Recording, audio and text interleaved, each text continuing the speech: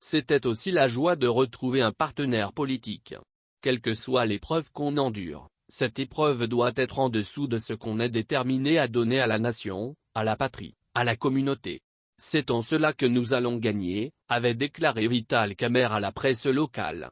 Même si à l'époque, VK n'avait fait aucune déclaration en rapport avec la prochaine présidentielle, plusieurs observateurs avaient, cependant, jugé cette rencontre comme une manière pour Félix Tshisekedi de s'assurer du soutien de son allié de la précédente élection présidentielle du 30 décembre 2018 et que celui-ci ne sera pas lui-même candidat à celle de 2023. Qu'on l'aime ou qu'on ne l'aime, Vital Kamerhe sera indispensable pour gagner l'électorat dans l'est du pays. Surtout, la province du Sud Kivu, son fief sociologique. À la lumière de ce qui s'est passé lors de sa tournée dans les Kivu, une question lancinante taraude plus d'un esprit.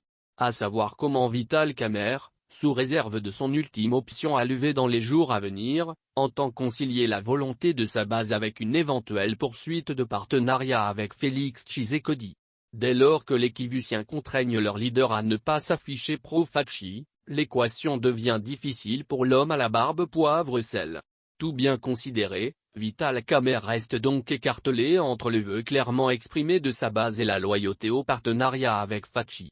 Dans un contexte comme celui-ci, où des pans de population de l'Est semblent ne plus adouber Félix Tshisekedi, personne n'accepterait de se mettre à la place de Vital Kamerhe pour opérer un choix. Le bon,